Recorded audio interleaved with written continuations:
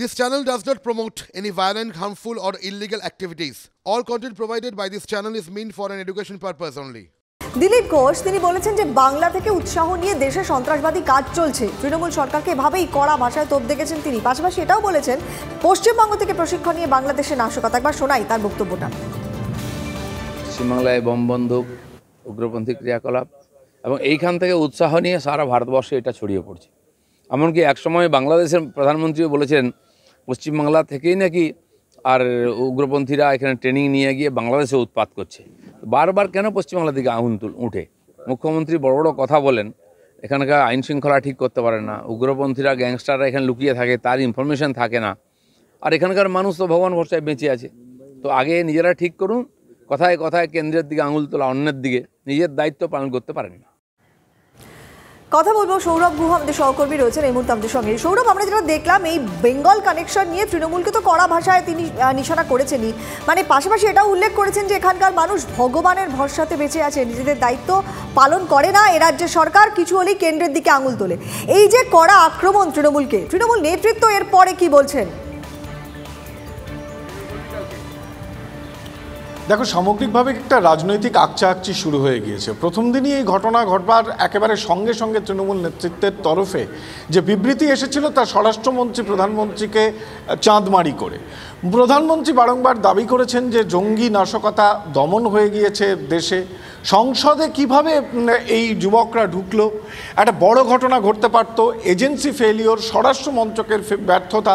এবং আমরা দেখেছি গতকাল মল্লিকার্জুন খাড়গের নেতৃত্বে যে জোট ইন্ডিয়ার বৈঠক হয়েছে পার্লামেন্টে, একটা রুটিন বৈঠক, সেখানে কিন্তু বিবৃতির দাবি করা হয়েছে স্বরাষ্ট্রমন্ত্রীর।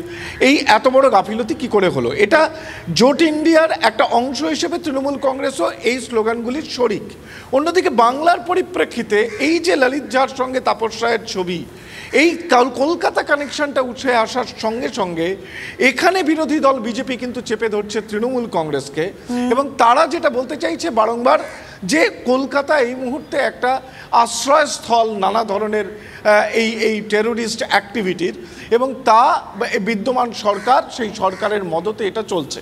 এই রাজনৈতিক আকচাকচি কিন্তু চলছে, যদিও এর সাথে সরাসরি নিলাম বা ললিত ঝাদের যে বলতে পারো ফ্রাস্ট্রেশন, বলতে পারো সিস্টেমের কাছ থেকে তাদের যে প্রাপ্তি ছিল তা না পাওয়া জনিত হতাশা এবং তাদের মতামত, এই ঘটনার সাথে কিন্তু হয়তো কোথাও মিল নেই।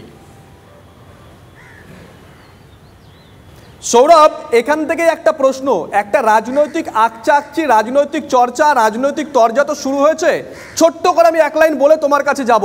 দেখো, আমরা দেখেছিলাম পরাধীন ভারতের সংসদে বোমা নিক্ষেপ করেছিলেন বটুকেশ্বর দত্ত এবং ভগৎ সিং। তারা বলেছিলেন মানুষকে মারা উদ্দেশ্য নয়, তারা প্রতিবাদ করেছিলেন তৎকালীন ব্রিটিশ ভারতে সংসদীয় ব্যবস্থার।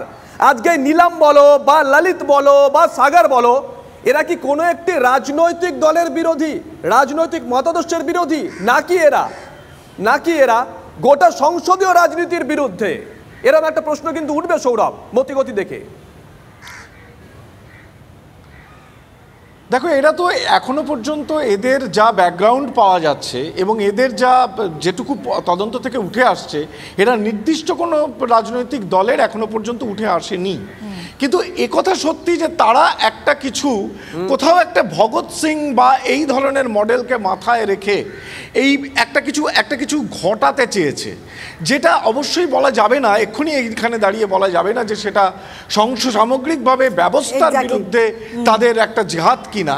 কিন্তু নিঃসন্দেহে তাদের কিন্তু একটা অপ্রাপ্তি, এই প্রজন্মের অপ্রাপ্তি কোথাও একটা ফুটে বেরিয়েছে। এবং সেজন্য যদি আমরা পার্টিকুলার স্লোগানগুলো দেখি, তারা কিন্তু সব রকম স্লোগান দিয়েছেন, মানে এন্টায়ার সিস্টেমের বিরুদ্ধে কোথাও যে তাদের একটা ক্ষোভ রয়েছে সেটা অন্তত এভাবে বেরিয়ে এসছে। আর যেটা নিয়ে আমরা আলোচনা করছিলাম যে তৃণমূল নেতৃত্ব কিভাবে দেখছে এই যে রাজনৈতিক আকচাকচি শুরু হয়েছে, কুণাল ঘোষ তার বক্তব্য আমাদের কাছে এসে পৌঁছেছে, একবার শুনুন।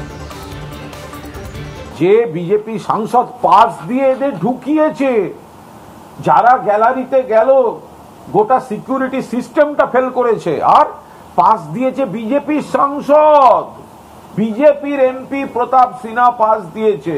আর তাই নিয়ে প্রতিবাদ করলে, তাই নিয়ে প্রশ্ন তুললে ডেরেক ওব্রায়ান সহ বিরোধী সাংসদদের সাসপেন্ড করে দেওয়া হচ্ছে। এটা কোন দেশি তুগলকি রাজত্ব চলছে? এটা এত বড় স্বৈরতান্ত্রিক ফ্যাসিবাদী একটা শক্তি, শুধুমাত্র সংখ্যাগরিষ্ঠতার জোরে এই দলবাজি জুলুমবাজি করে যাচ্ছে।